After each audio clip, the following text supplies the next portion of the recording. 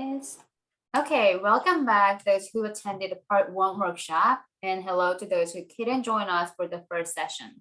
So hi, my name is Hannah Kim. I'm from Johns Hopkins University School of Medicine. And this is I'm Stephen Kentz. I'm from the University of Arkansas at Little Rock. And as a correction for something I made a mistake on last time, I mentioned Dalton and Richardson 2015 using the cookie theft picture. If you go back and listen to that lecture, it's actually the broken window. Just wanted to make that correction. And now Dr. Kim will start our presentation. Okay, I'll begin by giving you a brief recap of our previous workshop. So based on previous studies, core Lexicon measures were found to be correlated with aphasia severity and measures of discourse quality and informativeness. So more recently, core Lexicon measures successfully captured more subtle language changes over the course of time in individuals with aphasia. The details can be found in our previous workshop video, which has been posted on the Focus Aphasia website. So for today's workshop, we would like to introduce additional core Lexicon studies related to validity, reliability, and usability. So in the previous workshop, Dr. Kins briefly mentioned that different approaches were used to develop core Lexicon measures by researchers. So we will dive in a little deeper about it today. And also we will discuss some findings of studies pertaining to reliability and usability in core Lexicon measures. Now we will briefly walk through scoring rules for core Lexicon measures again, and you'll have some time to practice how to use the checklists with recorded files. As a test developer, we started thinking about how to improve measurement quality of core Lexicon measures before they are applied extensively to language assessment in clinical settings. So one thing that I recognize across core Lexicon studies is that there are two different criteria used to develop core Lexicon measures in research. So they are referred to as frequency and percentage.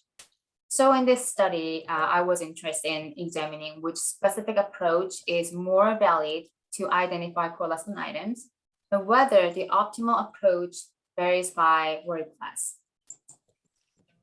So the frequency and percentage approaches differ in the way they construct core Lexicon measures. So for the frequency criterion, which we previously used to establish core Lexicon checklists, the 25 most frequently produced lexical items from normative samples were identified for core Lexicon measures. And other researchers have used a percentage criterion where lexical items produced by greater than 50% of sampling cohorts were selected as core Lexicon measures. So at glance, they may seem fairly similar. However, the criterion used to construct core Lexicon measures determine the number and the types of lexical items, which affects test results. So for example, a single lexical item that is overly produced by a few speakers would not be included in core Lexicon measures developed based on the percentage criterion, because it accounts for how many speakers in entire cohort produce a lexical item. So in this example, 3 out of 6 persons produce the word child, and 1 person produce the word baby. So only the word child will be included in the core Lexicon checklist based on the percentage criterion. However, the frequency criterion focuses on how many times a specific lexical item is produced, which is likely to include a lexical item that is repeatedly produced by a few speakers in the core Lexicon checklist. Again, in this example, the word child is produced 3 times in total by the speakers, while the word baby is produced 6 times in total. So the word baby would be ranked higher than the word child. The top 25 words will be selected for the checklist. So if the word baby is ranked 25th on the checklist, the word child won't be included in the core Lexicon checklist. So here I investigated which criterion is more appropriate to identify collection items from language samples for better measurement. So we use previous data set in consideration of a greater sample size and replicability. Again, the language samples were obtained using two wordless picture books, Car and Picnic. So to answer this research question, the structural equation modeling was computed. Without getting too technical, I'll briefly describe structural equation modeling, or SEM. So SEM has been used to account for relationships between abstract concepts and observed scores. In the field of speech-language pathology, measurement involves the operationalization of theoretical constructs and development and application of instruments to quantify people's behaviors, which cannot be directly measured. It also allows researchers to recognize the imperfect nature of their measures by considering measurement errors, which is different from traditional methods. And this is why we chose this method for this study. In the current modeling, core lexicon sets were separately constructed and then compared. Core lexicon sets constructed by frequency, denoted as CLF, and percentage, denoted as CLP, they were conceptualized as a measurement tool to quantify word retrievability at the discourse level. And the latent traits were obtained by using 5 observable scores: nouns, verbs, adjectives, adverbs, and function words. So SEM model provides measurement parameters, which are indicated on the right side of the figure. So what we have to focus on to answer this research question were factor loadings and residual variances. For this measure, whichever measure has higher factor loadings indicates higher accuracy for testing word retrievability at the discourse level. For residual variances, which generally indicate sources of measurement errors, the lower numbers indicate a better measurement. So looking at the results of this study, you can see the values for factor loadings in the red box. So based on the chi-square difference test, the two approaches were not significantly different at this level. So because the factor loadings did not provide definitive evidence of which criterion is better to use, residual variances were tested. So results show that residual variances were significantly different across the two approaches. So as I mentioned earlier, residual variances indicates measurement errors. The lower the value, the better. So looking at those numbers, so other than function words, the frequency criterion showed lower measurement errors for nouns, verbs, adjectives, and adverbs. So this suggests that the frequency criterion is a better measurement to use for nouns, verbs, adjectives, and adverbs, while the percentage criterion is more appropriate for function words. For the picnic story, results and the patterns of the vector loadings and residual variances of core lexicon measures are pretty similar to the Car story. We did not find significant differences between the two approaches at the vector loading level. The residual variances were significantly different across the approaches. Likewise, residual variances were lower for nouns, verbs, adjectives, and adverbs using the frequency criterion, and higher for function words compared to the percentage criterion. So let's round out our discussion by talking about the summary of the results. So frequency is the better criterion to use for core content words, while the percentage is a better criterion for function words. It is not really obvious what drives the difference in measurement errors between content words and the function words. However, it is possible that for function words, having a relatively small pool of lexical items increase the likelihood of producing the same function words, which may have inflated the number of times that the item is being produced by all speakers. Therefore, the order in which function words are most frequently produced can be greatly influenced by the excessive repetition of lexical use. And although our study shows that frequency is the better criterion to use for content wars, this is not to say that researchers should continue to choose the frequency criterion when constructing core lexicon measures in different discourse tasks. So in future study, the same approach should be replicated with other discourse tasks previously reported in core lexicon measures. It is also important to note that as a clinical tool, it may be more reasonable to draw firm inferences about the proportional variance using the target population. So the future study should determine validity using the person's rate of age as language samples. So now I'm going to switch gears to reliability and usability in core lexicon measures.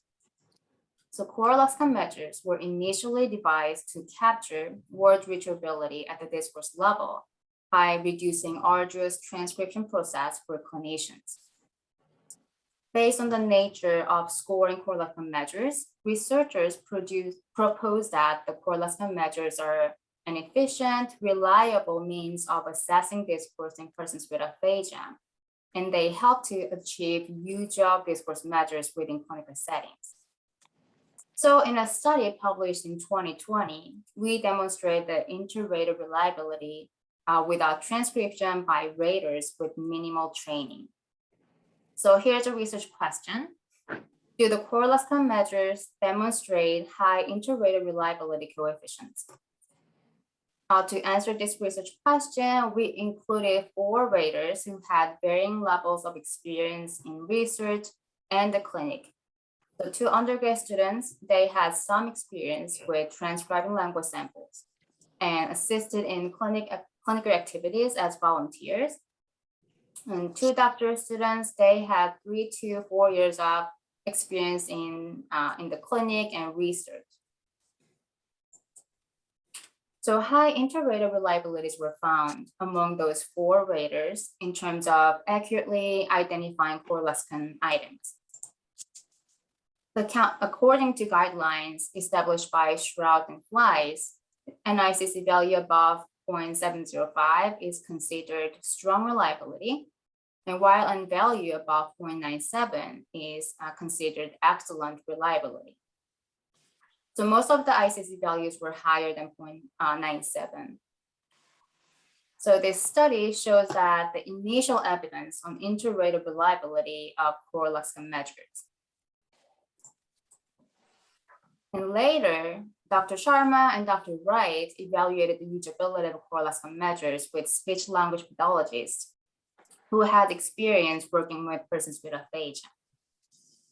And they aim to demonstrate reliability of using core lexicon analysis without transcription by SLPs, and to identify the benefits and difficulties faced by SLPs while using core lexicon analysis for clinical assessment. So for this study, 14 SLPs participated in the study, and they used core lexicon checklists developed using Good.car and Picnic, which we had developed and investigated in the 2019 study.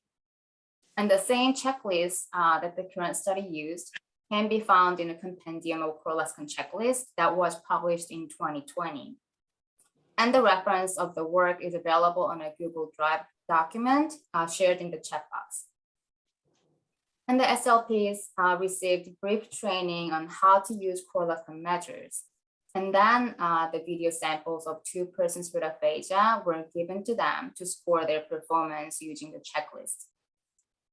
And the SLPs were requested to complete a survey regarding their experience in using core lexicon checklists.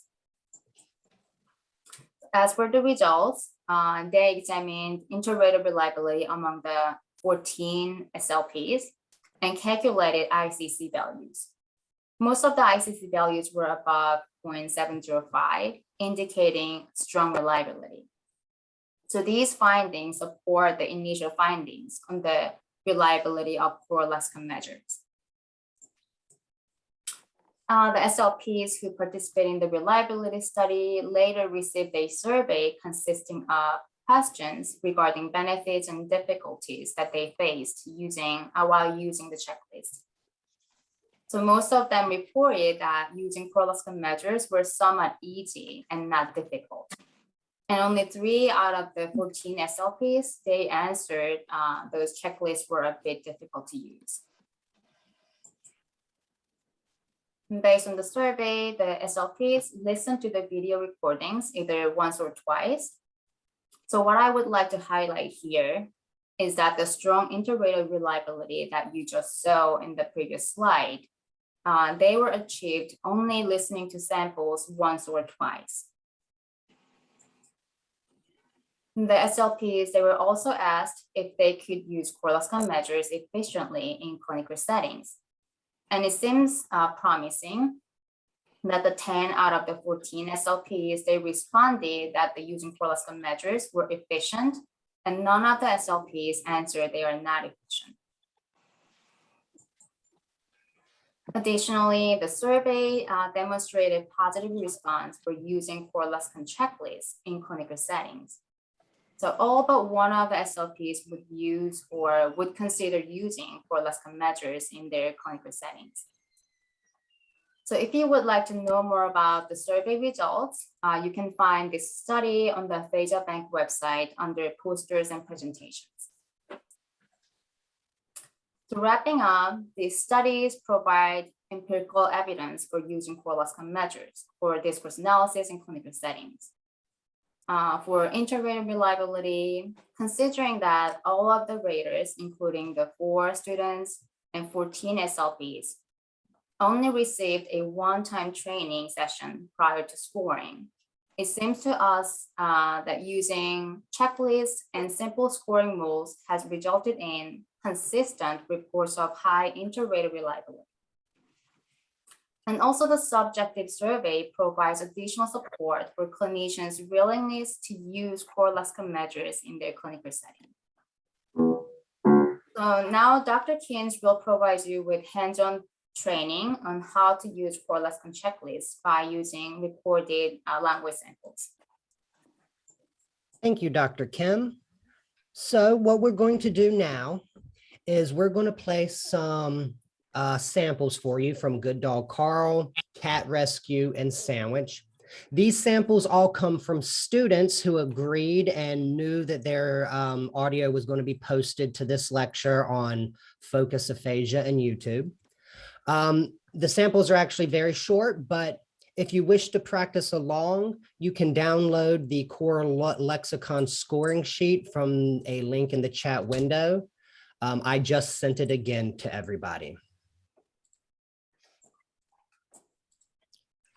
This is basically what you'll see when you download it. And you can see here on the left, we have the core lexical items. This is for Cat Rescue. And on the right, they get either a 1 or 0, depending on if they've used the word or not. However, let's go over the list of rules that we covered last time just to remind ourselves. So core lexicon scoring is very simple. And this is one of the reasons we're becoming big proponents of it, because it seems to tell you a lot of informativeness information, but it's much easier to do than lexical diversity or correct information units. So first, we don't count synonyms.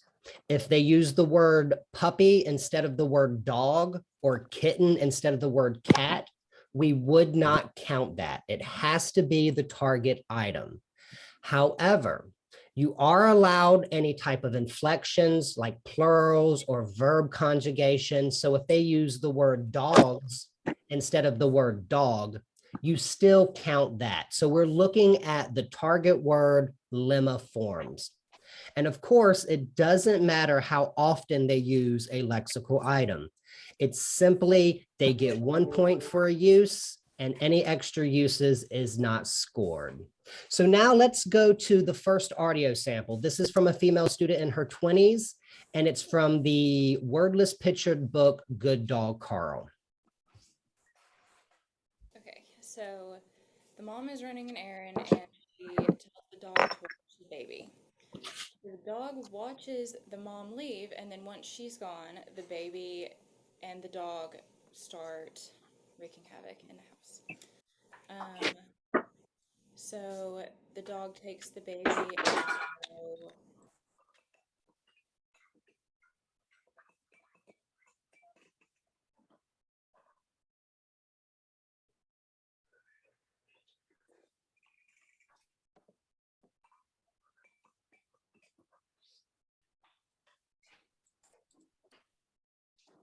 Wait, did the audio file stop? Think so. Hold on a second. I'm gonna replay it jump once on the again. bed. Oh, okay. They get into the mom's makeup and jewelry. They play with her things. The baby goes down the laundry chute, and the dog runs down the stairs to get the baby, brings the baby back upstairs, and then they play in the living room. The baby plays in the fish tank with the dog. They turn on some music and dance together and play. And then they go into the kitchen to make a snack. The dog helps the baby open some food and things like that. And they just make a mess and eat a bunch of different things. And then the dog notices that it's getting close to time for the mom to get home. So it takes the baby back upstairs, gives it a bath to clean it up, make it look like nothing happened, puts the baby back in the crib, and then the dog goes downstairs and cleans up all of the food and the mess from the kitchen and makes the bed again and puts all of the mom's makeup and jewelry away. And once it sees that the mom is getting back home, it goes back into the bedroom with the baby, lays down on the floor, and acts like that's where they were the entire time. And the mom is none the wiser and knows and thinks that that's all that they did was just sleep and lay there. Okay. So that was the first sample from Good Dog Carl. If you actually tried to follow along, it might have been difficult simply because this is the first time you've seen the list. But let's go look at the transcript now. So if you can look here, you see the transcript. The red words are basically words that were on that core lexicon verb list, and it's their first use of it. The green words are those words that they used from the core lexicon list, but it was their second use. So if you look at the second line, and she tells the dog to watch the baby, watch was on the core lexicon list, and so that would count as a point. If you look at the third line, she uses watches again. The dog watches the mom leave. Because she uses watches again, we wouldn't count it again. It would just still be 1 point. Another point actually we would like to make, Dr. Kim and I both are advocates for longer discourse samples than the ones you often get with single pictures or procedural discourse. And this kind of shows why. If you look at the left side, she's using much simpler language than as the story progresses and she becomes much more comfortable with telling the story. Her syntax becomes more complicated, so does her language use in general. Now that has nothing to do with core lexicon, but it's one of the things of why it's one of the reasons why we advocate for longer discourse samples. But now let's actually look at the score sheet. So if you were following along and you actually were able to score it, you would see that the individual used 17 out of 25 core lexical verbs. We're doing the verbs for Good Dog Carl because, of course, verbs have the most explanation or the most correlation to things like aphasia severity and other discourse measures. So yeah, she scored 17 out of 25. So what we're going to do now is look at her score in connection with normed sample data. And so this is, of course, the norms. This is just 20-year-olds because if you remember, our core lexicon list are divided by age. So that list of verbs is just for 20-year-olds. It was 66 individuals. And if you look over at the statistics, you'll see that, okay, I apologize. I was getting feedback. Don't know if anyone else heard that. But if you look at the statistics, you can see that On average, people were using about 19 core lexical items out of 25, with the standard deviation being around 2.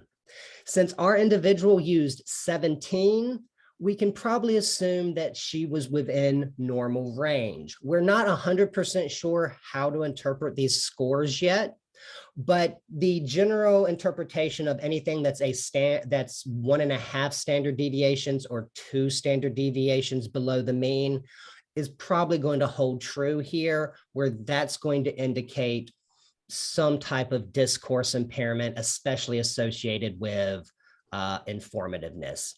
But now I also created a norm list using everyone in our control sample, and that's on the next slide. So here was just using the same core lexicon list for 20s, but just expanding it to all age groups. I mainly did this to see what it would look like. And as you can see, the normal distribution is quite beautiful. It's so rare to get such a nice distribution. But what it also shows us is that there's actually not a lot of difference between what the 20-year-olds were doing and what everyone was doing. The 20-year-olds had a mean of like 18.56 or about 19 lexical items. The mean here is 18.51. So once again, about 19 core lexical items are used on average. If you look at the standard deviation for the much larger list, it's actually slightly larger than it was for the 66 individuals who were in their 20s. Now, that might provide evidence that for at least these longer discourse samples, age should possibly be a factor, because when we use the larger group of people with people between 20s and 80s, there was probably more variation simply because they were using slightly different vocabulary due to age. Now we're going to look at cat rescue and the procedural discourse sandwich. And these are going to be slightly more interesting because we have some aphasia data to also show afterwards. So go ahead, Dr. Kim. A little girl was playing at the park. While she was playing, she was riding her tricycle. She got distracted by the dog, and as the dog was trying to crawl up the tree, she saw a cat. There was a man that was walking in the park, and he saw the cat as well, and he tried to rescue the cat. Someone called the fire department, and the firefighters were trying to rescue the man before he fell off the tree. Okay, so now let's look at the transcript for this one as well. Once again, the red words are words that are on that core lexicon list. This one is different because this one is a shorter list. We can include nouns, verbs, adjectives, and adverbs. The green words are the same.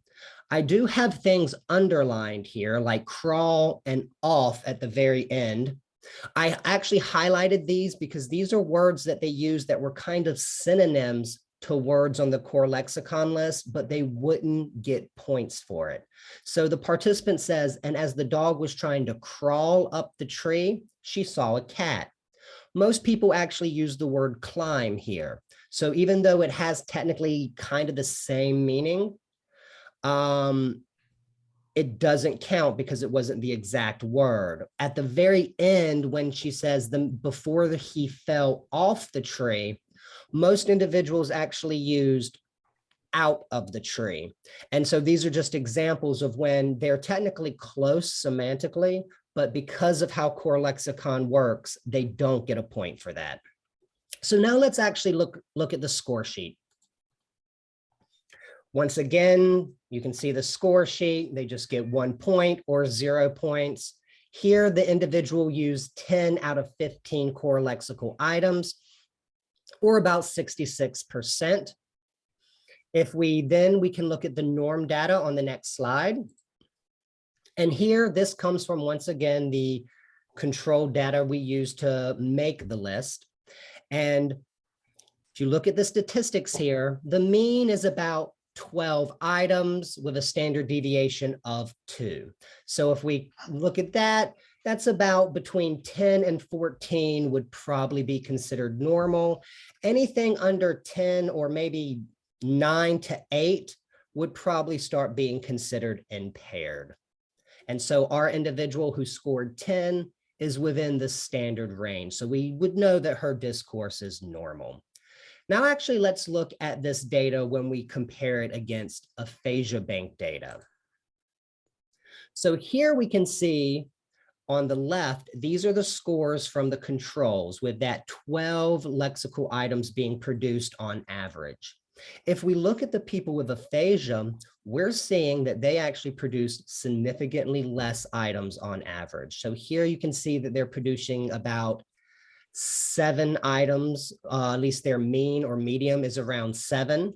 Now, they also have a much larger standard deviation, and we can actually see that better. So on the next slide, I've actually created some box plots for the aphasia data, but it's broken up by aphasia type as determined by the Western Aphasia Battery. This is just here so that you can see kind of what types of scores the people with aphasia are getting. And if you see like conduction aphasia, you can see that they are actually sometimes able to come into that average between 10 and 12, or that first average with that standard deviation. Though many people with aphasia don't fit in that first standard deviation. Now, you can also see there are a wide range of variability here. That is actually something, unfortunately, not unique to core lexicon. If you do CIUs, they often have a wide variability too between the different types of aphasia. Lexical diversity is even worse. So this is a shortcoming of core lexicon, but it's a shortcoming that is common among a lot of the informativeness measures. So now what we're going to do is look at the procedural discourse sandwich, and this will be the last practice we have. So first off, you need to gather all of your ingredients. You should have your bread. You should have a knife to spread the peanut butter and jelly, and you should also have the peanut butter and the jelly. So you take the bread, 2 slices of bread, and you lay them flat on the flat surface. You take the knife and you scoop your peanut butter, spread it over both slices of the bread, and you get some from the jelly and spread the jelly on both sides of the slices of the bread, and you have your peanut butter and jelly sandwich. So let's look at the transcript. Now, once again, if you did try to follow along, it was probably very difficult because you've never seen these word lists before. Once you actually learn the words, it's much easier to score. But here you can see I've just done the same thing. I've transcribed it. If you're interested, this is in the clan chat format. The red words, once again, are the first instance of a core lexical item being used. Those are the ones that are going to get the points. And if we look at the score sheet, you can see right here, we have, of course, the score sheet. This one for sandwich, the procedural discourse only has 14 core lexical items. All these items, all these core lexical lists were produced by Dr. Kim and I, though if you go searching, Cat Rescue and Sandwich do have core lexicon lists from other researchers. Let's look at the norm data though. So this is the norm data for Sandwich. Again, they had a mean of about 10 lexical items, a median of 10, and our person used, once again, 10 items, so we know they're normal. If they used, once again, that 1.5 standard deviations away, then it would possibly be impaired discourse or not informative enough discourse. I also, of course, looked at aphasia bank data just so that we can compare. For aphasia bank data, people with aphasia only used around 5 core lexical items on average, while of course the control participants were using 9 or practically 10. So this just shows you that even 1 or 2 standard deviations away, the people with aphasia aren't quite producing as much core lexical items or being as informativeness as our control sample. Now, just like I did for Cat Rescue, I also broke it up. I also broke up these aphasia bank data into box plots, just so you can see where a lot of the individuals or the different types of aphasias are scoring. So here you can see once again, anomia, anomic and conduction do the best. Broca's and global often does the worst. But for the main mass of most of these people with aphasia, or most varieties besides anomic and a little bit of conduction, the mean is below 6. It's below that. It's almost 2 standard deviations away from the control. That was pretty much our presentation. Thank you for everyone for coming. Thank you for having us. We've enjoyed it. If you are interested in anything about Core Lexicon, please give Dr. Kim or myself an email. We'll be happy to answer any questions. And if you have any questions now, we will of course be happy to answer them as well. Thank you very much, Dr. Kim and Dr. Kim, for this wonderful presentation and for showing some examples of how to use the Core Lexicon list. If anybody has any questions, please feel free to unmute and ask, or you can just write in the chat. I'm Rosalind Hurwitz. I'm at the Shirley Ryan Ability Lab. I'm really interested in using Core Lexicon. I'm just wondering if there are some other pictures or stories that you have that you've got Core Lexicons for already. Stephen, Okay, I can answer that. We do have others. We've developed it for the wordless picture books. What's it called? Good Dog Carl and Picnic. I don't think we've developed it for cookie theft or like broken window, those single pictures, though other researchers have. And I have a list, I believe, for Cinderella based off aphasia bank control data, but I actually don't think I've used that. I was going to use it for a presentation, but I don't know if I ever actually got around to it. So I do have that data. If you are ever interested, you can send me an email and I'll try to get it to you. I can add a little bit more on that. So there is a paper published 2020, Compendium of Core Lexicon Checklist. Probably that's the title. So the reference is shared with everyone using the Google Docs. So you can find that the reference for the checklist, and you can see a bunch of checklists developed by different researchers.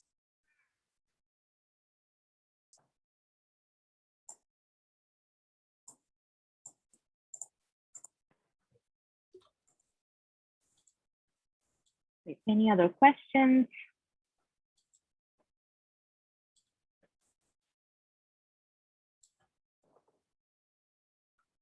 So while we're waiting for more questions, my question was, again, kind of going back to my question last week, was about the synonym use. And if you've seen the scores dropping for people just in terms of not hitting those Core Lexicon items, have you seen that happen often just with the healthy controls as well, where they're not getting into the mean range because they're using more synonyms? And how do you deal with that? Do you want to answer that? Yeah, sure. So the synonyms, we see a lot of synonym use in language samples, of course, for persons with aphasia and also controls, as you just saw in the slides. The 20-year-old girl also used crawl compared to the climb, the verb climb. So, but based on the Core Lexicon checklist, its rule, we are not giving the points for that one. And for persons with aphasia, there is evidence that persons with aphasia using a lot of synonyms instead of typical words may be the indicator of word retrieval difficulties. So we are still sticking to the rule, and also that would probably make clinicians use maybe easier. Yeah, and that's that retrievability issue hasn't been just seen in aphasia. So for other disorders, like even dyslexia, synonym use when there's probably the best choice item there is often reflective of having trouble to access that item. Also, we just wanted to make it as simple as possible. One of the goals here is to make this online, so you won't even have to record it if you learn the list well enough, so that you could do it just in the clinic and be like, I have these numbers. But when we first started developing it, we considered using synonyms. But the question of which synonyms to use, how do we create that, and how do we basically map out the semantic space, which would, find us the best synonyms, which there are ways to do that, we found out, but it was complicated enough and it would create a large enough word list. We didn't think that people would be able to do it reliably. That makes sense. Thank you. Kind of going off of that, in the study that was done by Dr. Sharma and colleagues, the survey, can you briefly tell us about, apart from the time efficiency, what were other reasons amongst SLPs to use for lexicon checklist? What were the other reasons that were cited? Well, because those are not from us, Dr. Sharma and Dr. Wright, so we actually don't know the exact answer. So yeah.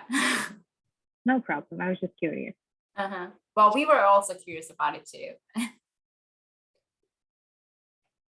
We're hoping that most people are going to see core lexicon from what it as an informativeness measure, something that if you want to see how informative it is, you don't have to do lexical diversity or correct information units or main events. The main events are easier than like CIUs when it comes to transcribing and all that.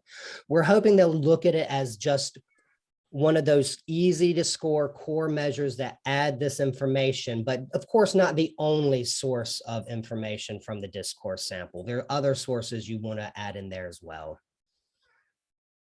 Absolutely. From our Focus Aphasia survey study, one of the other important barriers was lack of training and lack of resources. So I think this core lexicon checklist is another way to kind of address that barrier, where if you see it once or twice, you start getting used to the word list and does not require extensive amounts of training like chat plans. And I know that when it comes to like students, a lot of because of course I do discourse work almost entirely. I know that when I've been teaching students, trying to get them to understand that maybe taking discourse samples is way better than just doing like the Boston naming test. They seem to understand that idea, but making that leap to practice seems to be very hard for some reason. And I think training, also how we train them in the classroom, oftentimes I'll give them transcripts to make them code. That's also sometimes scary where they go, well, I don't want to sit down for an hour and do this. I don't have the time and I don't have the training. Unfortunately, some SLPs need better language training sometimes. So we're hoping that this method will also encourage people to be more willing to look at discourse, because even if you're looking at it subjectively, we all know that it can still tell you so much information, even if you don't have this objective measure. Always telling my students, just talk to the people. You can learn so much from that initial patient history. Completely agree with that. I think it's a nice way to at least introduce it in graduate curriculum, to have some experience with discourse analysis, because I don't remember getting that kind of experience. And so hopefully with some training, it becomes a little bit more natural to them rather than thinking of it as something completely different or more tedious than just normal aphasia assessment. So. Does anybody else have any other questions or any other thoughts to add?